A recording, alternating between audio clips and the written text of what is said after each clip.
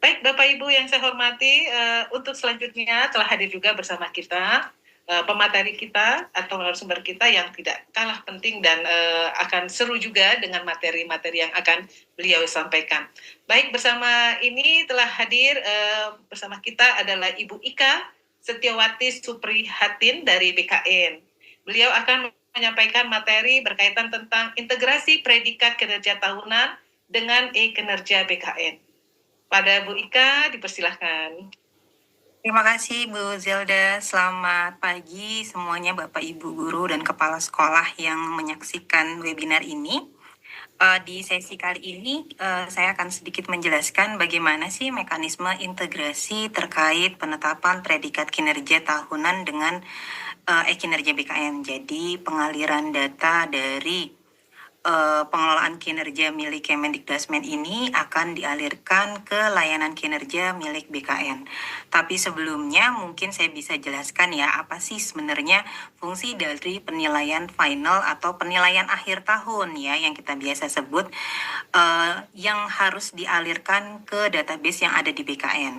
Nah, penilaian final ini seperti tadi sudah disampaikan oleh Pak Setijen juga, digunakan untuk beberapa layanan kepegawaian mulai dari kenaikan pangkat, pensiun, pencantuman gelar gitu ya, dan mutasi lainnya. Selain itu, penilaian akhir tahun ini juga bisa Bapak Ibu Guru konversi menjadi angka kredit akhir tahun. Jadi karena di Perban 3 tahun 2023 itu ada mekanisme penilaian tahunan, dan penilaian tahunan ini menggunakan penilaian final ya, atau penilaian akhir tahun.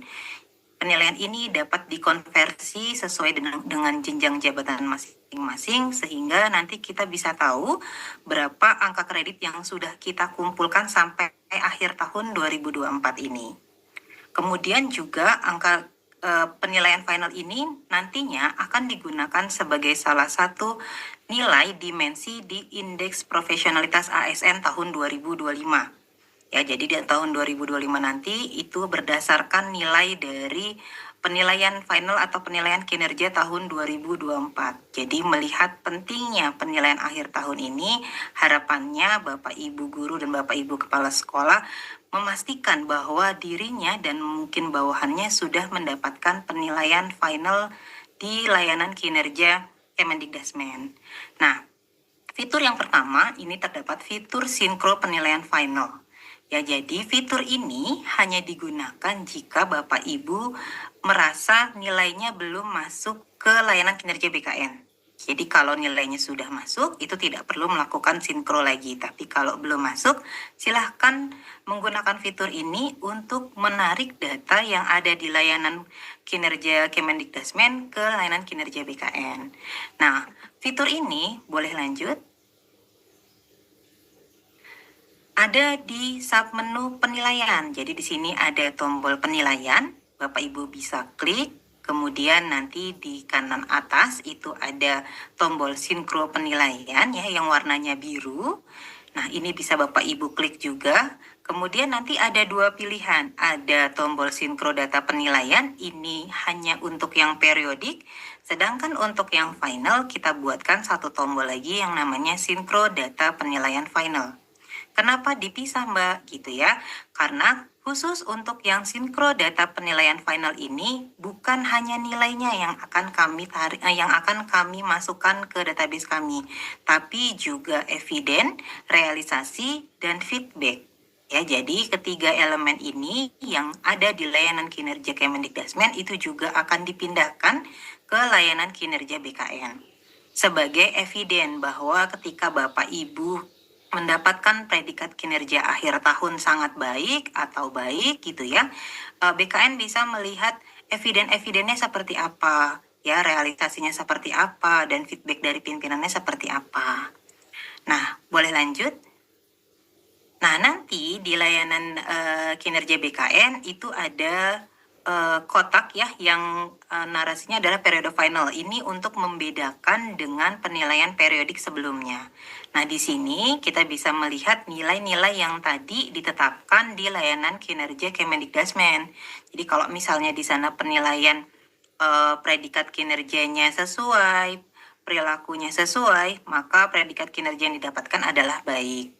Nah, setiap bukti dukung dan evidennya, kita bisa klik tombol yang biru ini, pengisian bukti dukung dan lihat hasil, kita klik, nanti akan muncul semua eviden, realisasi gitu ya, dan feedback dari pimpinan yang ada di layanan kinerja Kemendikdasmen itu sudah dialirkan ke layanan kinerja BKN.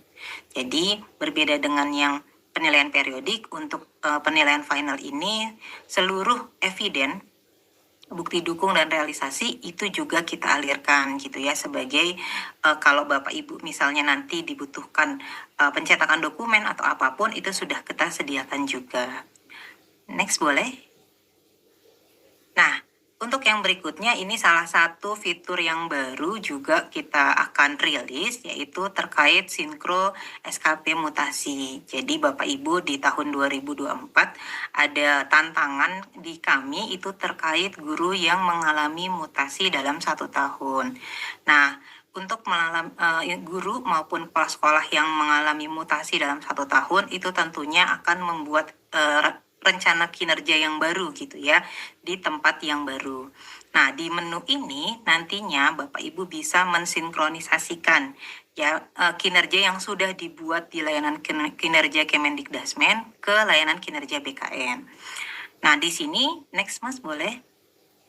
Pertama, di halaman login awal, jadi setelah kita login itu ada tombol sinkro yang di kanan atas gitu ya. Nah, tombol sinkro ini nanti Bapak Ibu bisa klik pilih. Nah, kita nanti akan mendapati beberapa pilihan tombol sinkronisasi. Apakah akan sinkro data SKP-nya saja, apakah akan sinkro data PLT, PLH gitu ya.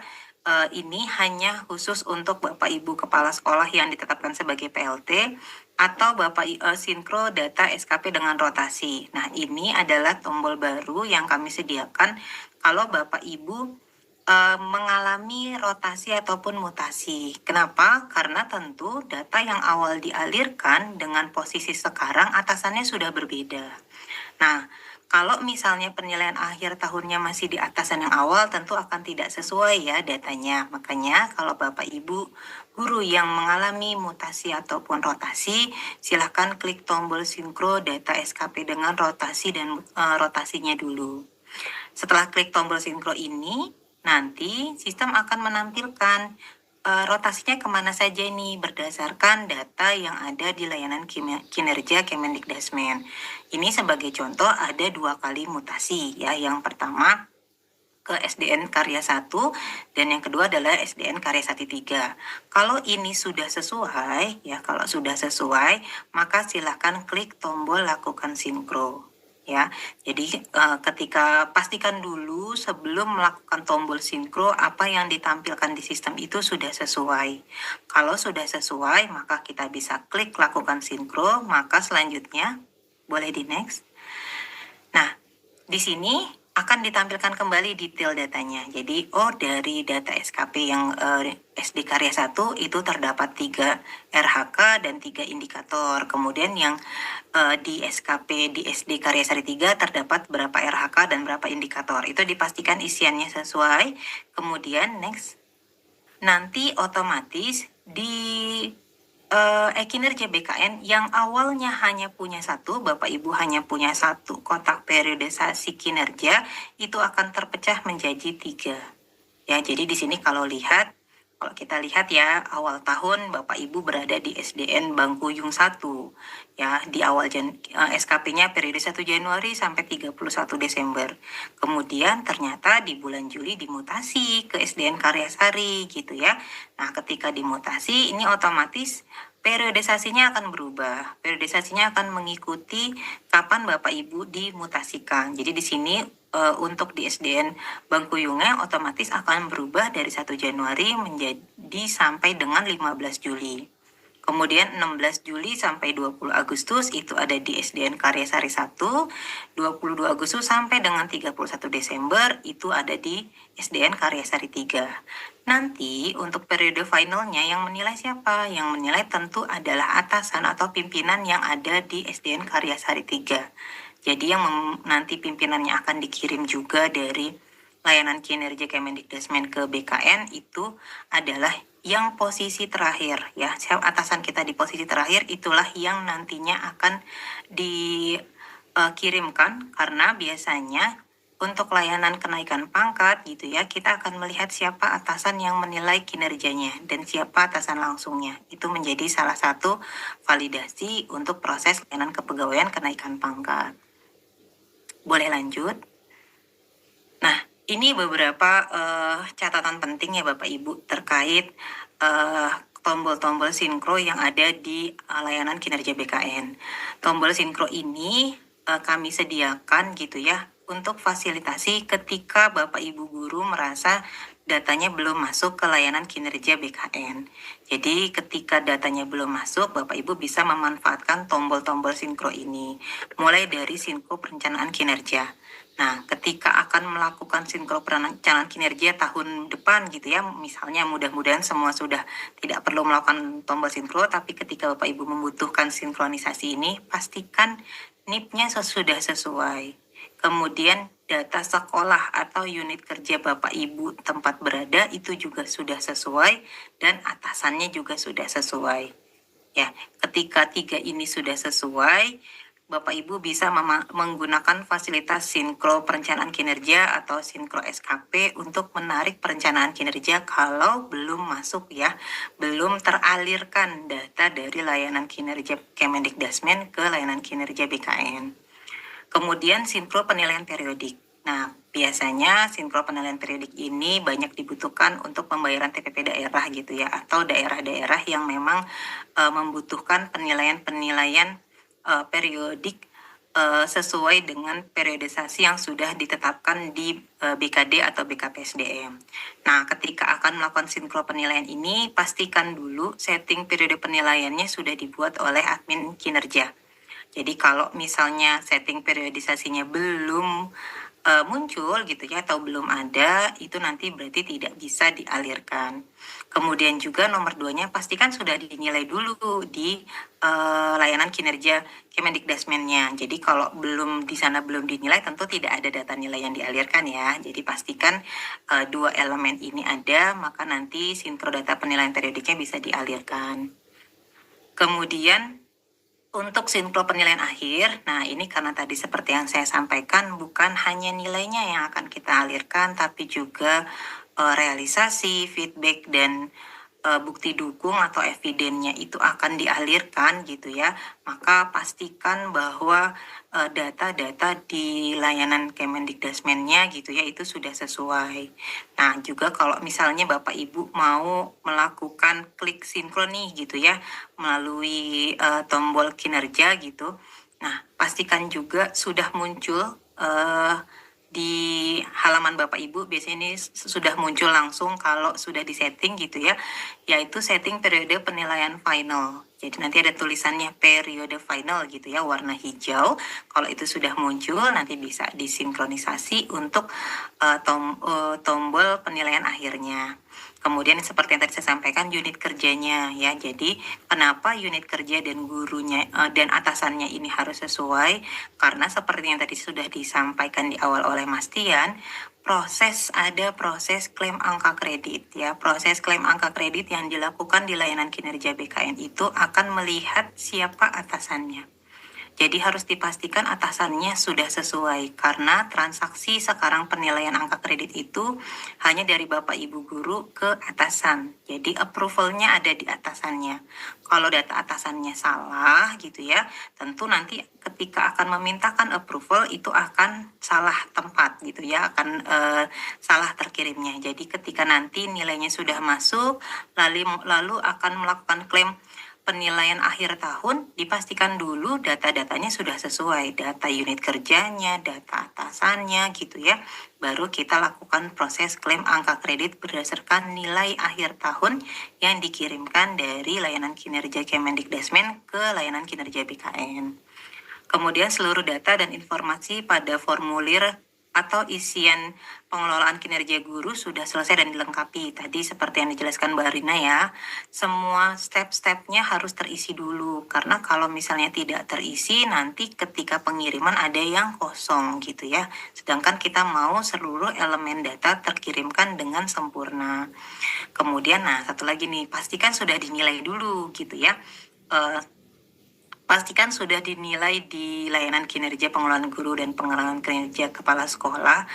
Karena apa? Nilai yang kami gunakan itu adalah nilai yang dialirkan dari pengelolaan kinerja Kemendikdasmen ini. Jadi kalau nilainya sudah masuk, nanti akan kami kunci. Jadi memang kita menjaga nilai yang ada di layanan kinerja guru ini sama dengan nilai yang ada di pengelolaan kinerja BKN. Lanjut.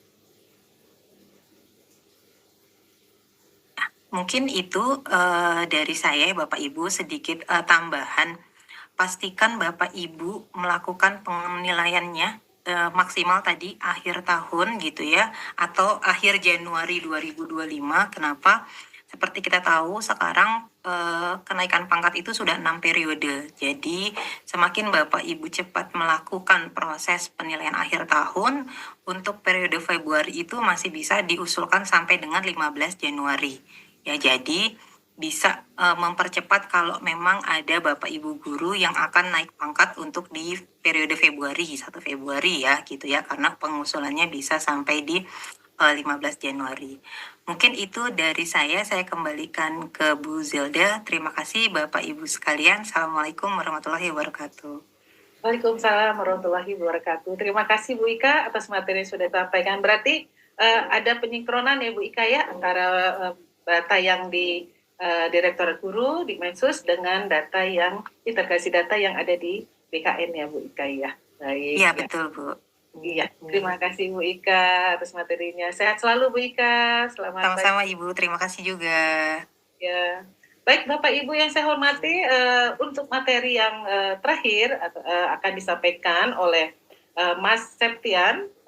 Beliau akan menyampaikan materi berkaitan tentang informasi dan kilasan implementasi pengelolaan kinerja guru dan kepala sekolah tahun 2025.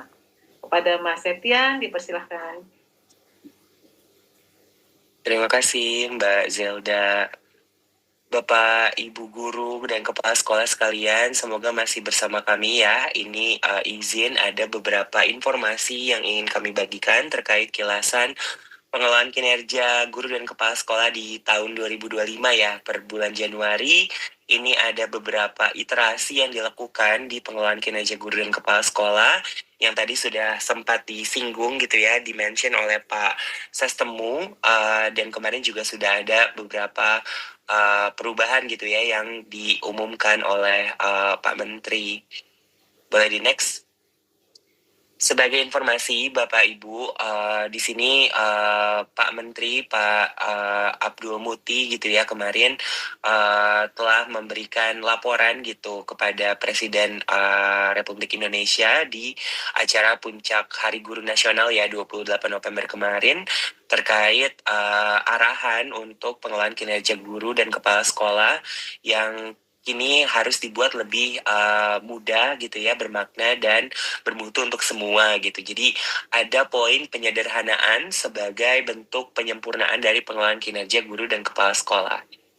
Nah, arahan tersebut telah diejawantahkan gitu ya kepada rilisnya pembaruan pengelolaan kinerja pada implementasi tahun 2025. Sekarang pengelolaan kinerja hadir dengan wajah yang baru begitu ya Bapak Ibu, dengan nama pengelolaan kinerja, dan ada cabang-cabang sesuai dengan unsur yang terlibat di dalamnya gitu ya. Ada pengelolaan kinerja guru, pengelolaan kinerja kepala sekolah, dan juga pengelolaan kinerja pengawas sekolah begitu. Dan ini harapannya bisa mewujudkan pengelolaan kinerja yang mudah, bermakna, dan bermutu untuk semua sesuai dengan informasi yang termuat dalam rilisnya gitu ya, yang kemarin telah dilaksanakan pada tanggal 10 Desember. Boleh di next? Inti dari pembaruan pengelolaan kinerja untuk implementasi di tahun depan gitu ya Bapak Ibu yang tinggal beberapa minggu lagi, ini ada dalam bentuk penyempurnaan 3 hal gitu ya. Yang pertama, pengelolaan kinerja akhirnya tidak lagi berbasis semester atau berbasis 6 bulan gitu ya, di mana 1 tahun pegawai harus membuat 2 SKP gitu ya, tapi sekarang disederhanakan gitu menjadi 1 tahun saja gitu ya Bapak Ibu. Kemudian yang kedua, tidak perlu lagi mengunggah dokumen ke dalam sistem yang mungkin sebelumnya banyak dokumen yang harus diunggah ya, dokumen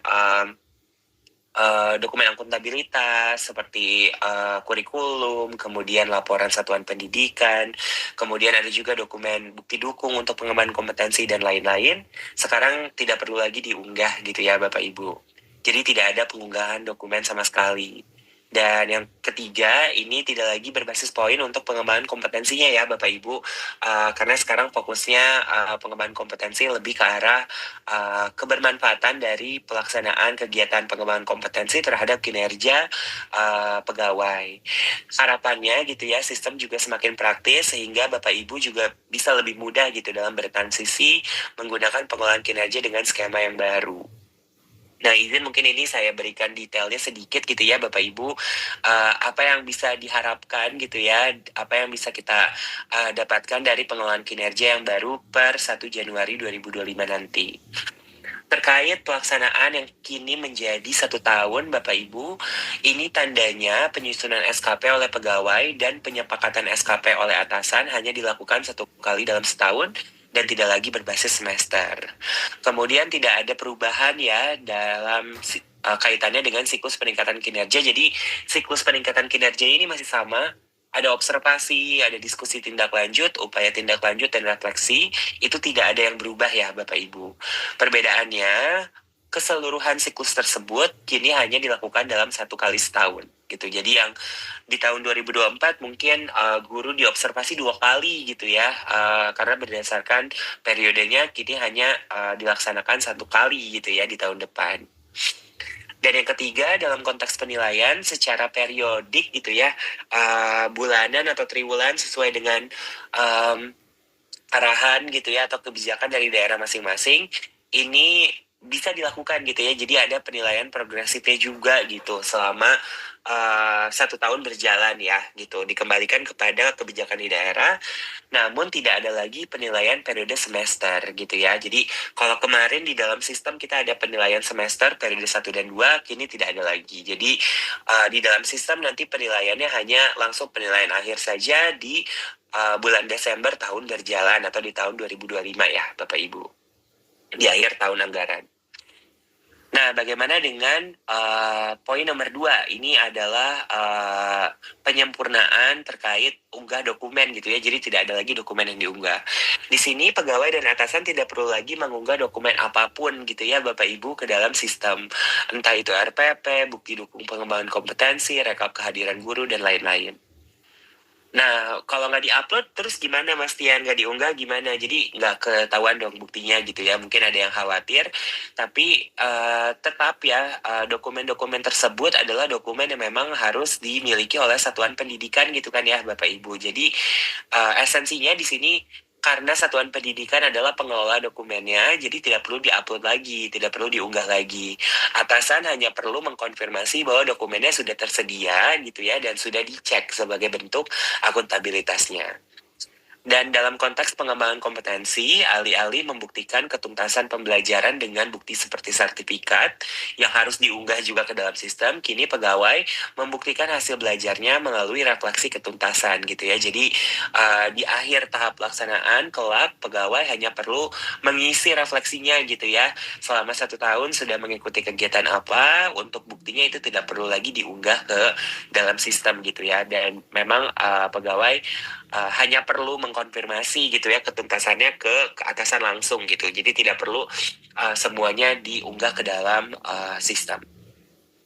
Dan yang terakhir, ini pengembangan kompetensi tidak lagi berbasis poin ya Bapak Ibu. Mungkin yang kemarin banyak yang mengejar poin gitu ya, 32 poin gitu minimal. Kemudian berharap gitu ya, kayak kemungkinan untuk bisa mendapatkan predikat yang lebih baik itu dengan cara meningkatkan poinnya. Jadi khawatir gitu ya sebetulnya di lapangan justru Bapak Ibu guru dan kepala sekolah berfokus terlalu banyak ke kegiatan-kegiatan di luar satuan pendidikan karena harus mengikuti banyak kegiatan pengembangan kompetensi. Nah, kini tidak lagi berbasis poin Bapak Ibu pengembangan kompetensinya.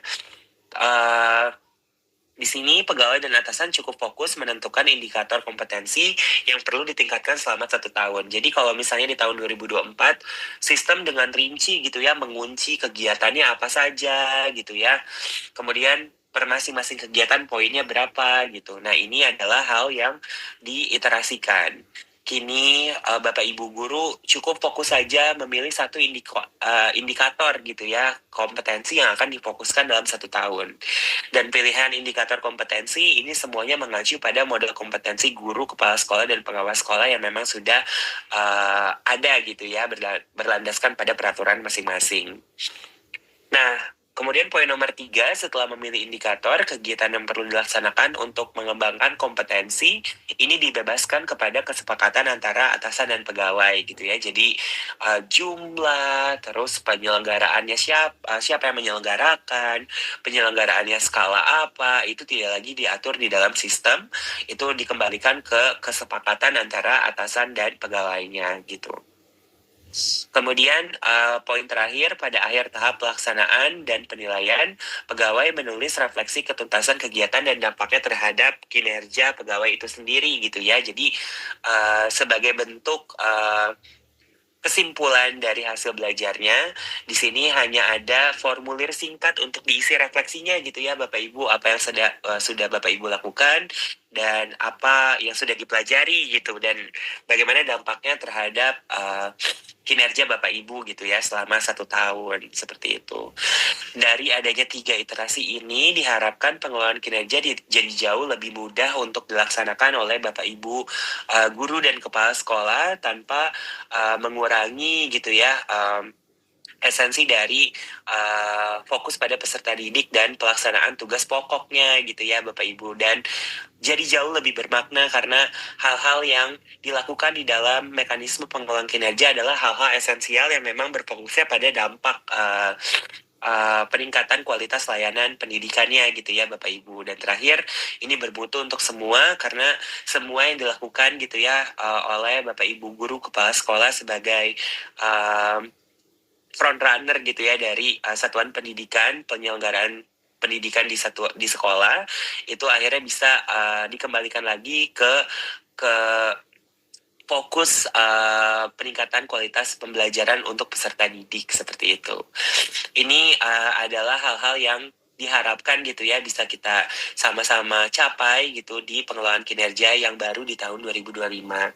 Nah, untuk mempelajari Bapak Ibu informasi terkait pengelolaan kinerja guru dan kepala sekolah di tahun 2025, telah tersedia panduan baru dan informasi penting yang termuat di dalam SID berikut gitu ya. Jadi ini adalah paket informasinya, silakan akses gitu Bapak Ibu. Ini sudah dibuka untuk publik, di mana di dalamnya sudah ada juga panduan substansi dan panduan teknis yang baru gitu ya untuk pengelolaan kinerja guru, kepala sekolah, dan juga tidak lupa pengawas sekolah.